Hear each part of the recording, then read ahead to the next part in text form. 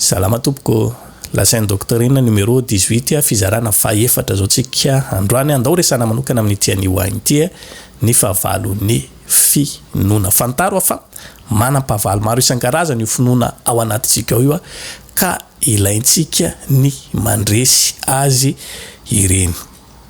Teboka voalohany Mateo 7:7 ny tsy finoana. Ny fahavalon'ny finoana voalohany dia tsy lavitra azy kory fa ny tsy finoana, zany hoe miankina amintsika ihany. Rehefa tsy mino tsika manangam-pahavalo an'ilay finoana ao anatintsika isika ny dikany noho izany ialoha lavitra ny tsy finoana. Lioka 7:7 hatramin'ny 5:20 ny filaminana. Fantaro fa rehefa milamina avokoa ny zavatra rehetra eo amin'ny fiainantsika, manambolitsika, mandeha tsara ny asa aman-draharaha, salama tsara sika mianakavy, izany rehetrarehetra zany aloha dia maniry an'izany fiainana milamina sy mirindra zany tsika. Saingy ny olana kely amin'izay rehefa milamina tsara ny ara-nofontsika dia lasa fahavalon'ilay finoana ao anatintsika ilay izy, satria maninona lasa adinidintsika ny amin'ny fisian'Andriamanitra. Rehefa manana olana dia voavahan'ny vola ilay izy, totriny tsy mivavaka intsony amin'Andriamanitra ny amin'ny hoe mehoana io izay anna saza ho anay, satria maninona ka ao anaty frigo ary feno ny stock ary atsy ary ambany ary be da be ka inona moa zany mivavaka ataontsika amin'izany ny olana dia tsy inona kory fa ilay finoana ao anatintsika mihitsy no tonga rava sy maty avokatra izay filaminana eo amin'ny fiainantsika izy. Fantaro ary fa isan'ny fahavalon'ny finoana ny filaminana na ny antsointsika hoe confort.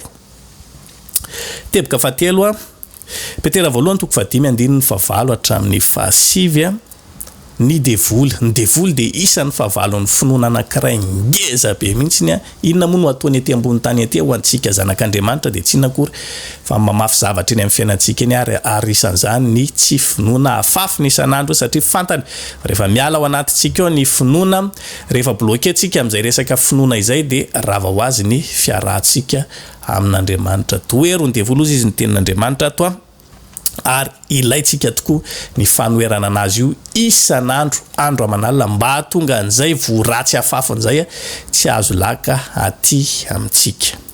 Teboka fahaefatra Lioka 7:5-5 ny tahotra. Fantaro fa ny tahotra dia fahavalon'ny finoana ngeza be mihitsy. Rehefa manao zavatra tsika ka tonga ao anatintsika ny tahotra, aloha zavatsara ny resaka tsy hoe zavatra mampanota koa na hoe zavatra ratsy ka hoe tsy mila atahorana na efa ratsy zao dia tsy mila tokony atatahotra zany.